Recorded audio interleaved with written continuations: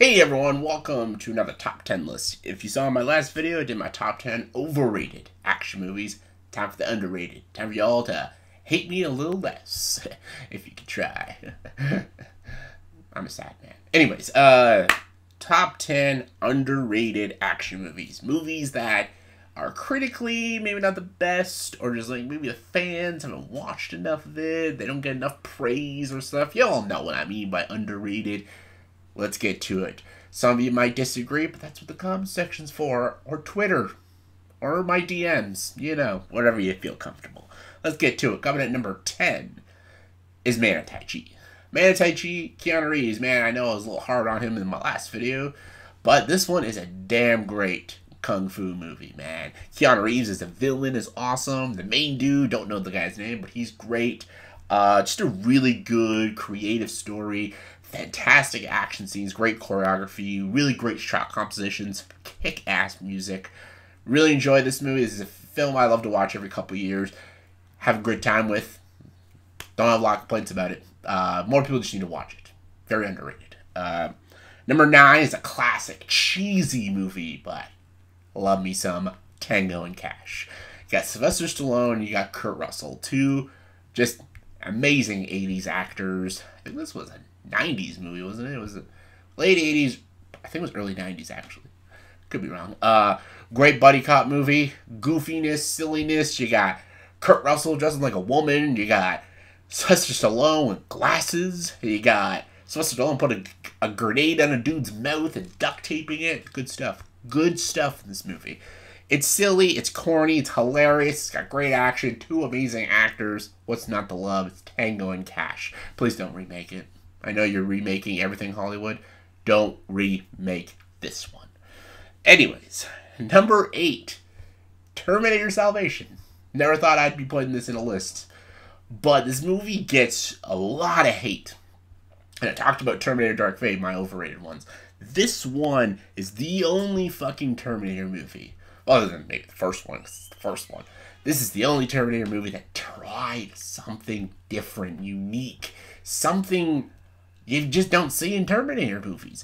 This is actually about the fall of humanity and about John Connor leading the resistance. There's no time travel and a Terminator sent from the future to protect somebody, and there's no bad Terminator going after someone, and it also has a side story about a Terminator who thinks he's human and stuff, and it's all about what humanity is. There's a lot of great ideas.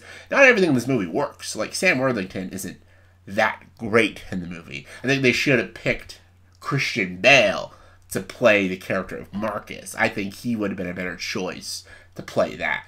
Maybe Sam Worthington should have been John Connor, and maybe that would have been a better choice. I think they should have kind of swapped roles. I think that would have worked out. But there's some good action, and there's some great ideas in this film. I don't think it's amazing, or even, I don't even call it even that great, but I think it's enjoyable, and I like that it did something different. Sadly, we got a PS3 game from it, and it's one of the worst PS3 games ever, but that's beside the point. Terminator Salvation, it's underrated. Number 7, I'm sorry. I'm really sorry.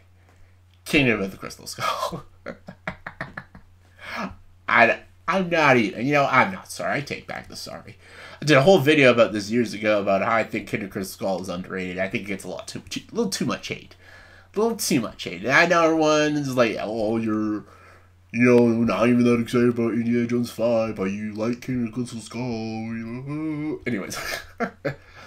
I think this movie's good. I think it has good moments. I actually don't mind Shia LaBeouf in the movie. I think he works really well with Harrison Ford as his father-son duo. I like that they brought Marion back.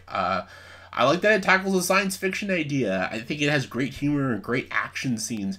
Yes, there's very stupid moments, like the refrigerator scene. Everyone brings that up. But I think it still has the Indiana Jones fun. Am I wrong? It might be, but still, it's my opinion. Forget about it. Number 6, Shadow. Shadow is a movie I guarantee barely anyone has ever seen. Great, independent, kung fu movie. Fantastic symbolism. There's a really great yin and yang story about tribes and stuff. Really good stuff. If you're a big fan of like Crouch Tiger, Hidden Dragon, House of Flying Daggers, spoilers, you might be seeing one of those. Definitely check this one out. Now I'm gonna keep this one a secret. Maybe I should do a review of this one in the future. Talk all about the meanings and ideas and the great choreography that's put into this movie. There's a lot I can talk about this movie, but just take my word, check it out. Anyways, number 5, License to Kill. Probably the most underrated, one of my favorite Bond movies of all time. Timothy Dalton's probably my favorite James Bond. This is the darkest, most brutal, I'm pretty sure it's like the only like borderline R-rated James Bond movie, but I fucking love it, man. I love this movie. I think this movie's great. I think James Bond tackles a lot of great ideas. I love the story. I love Dalton's performance. I love how brutal and grotesque it can get. I love that this is the James Bond movie that took the most risks. And it's the bomb. It's so good. It was so good that Timothy Dalton didn't even come back.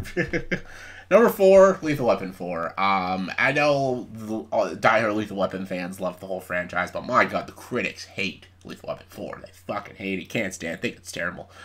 Not with it, man. I love this movie. I think it's great. It's probably my 3rd favorite Lethal Weapon movie. Like, Jet Li is a villain. You got Chris Rock. You got Joe Pesci back. Yeah, it's about, like, the two of them kind of getting old and stuff, but this movie's funny. It's got the Lethal Weapon jokes, the humor, and all the good stuff. What else I gotta say? It's Lethal Weapon. Getting too old for this shit. Coming to number 3 is House of Flying Daggers. House of Flying Daggers is definitely an overlooked, underrated movie because of Crouch Tiger, Hidden Dragon. Everyone talks about Crouch Tiger, Hidden Dragon. No one talks about House of Flying Daggers, which I think is a better movie than Crouch Tiger, Hidden Dragon, if I must say.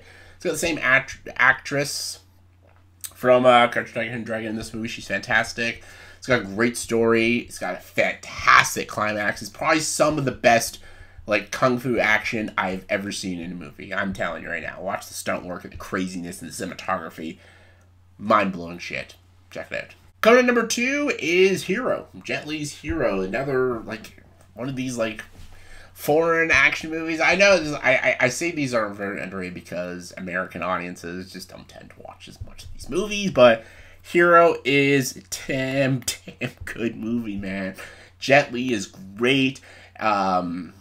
Zing Zihad is great in this movie too. You got Donnie Yen. Like, this is good fucking stuff. You want quality action movies, watch the foreign Jet Li movies, man. That's the shit. That's the real fucking shit, I'm telling you, man. And number 1, it's almost kind of hard to say if it's number 1 because I know it's got a huge following now, but I'll still say it, the Raid movies. Raid, Redemption, The Raid 2. I know a lot of people love these movies, but I think more American audiences need to open up to it and just check them out and stuff. I think Gareth Evans' direction is amazing in these movies. A.K. Lewis is a fantastic lead character as Rama, and he's a great stunt choreographer. The stunts in the first one, when they're raiding the building, just to get to this crime boss is awesome. The second one is more of a straight mafia movie. It's like a Godfather meets Raid Redemption. Really good stuff. Some of the best stunt work you'll ever watch in a movie. I don't know why like the makers of this movie aren't making more movies. Give them a Mortal Kombat movie instead of the other people who did the last Mortal Kombat movie. But the Raid movies are perfect action movies. Enough said. So yeah, that was my quick little top 10 underrated action movies. So let me know in the comments below what are the top 10 most underrated action movies in your guys' opinion. Comment below, let me know. And as always, if you like this video, please subscribe to this channel and enjoy the dark side.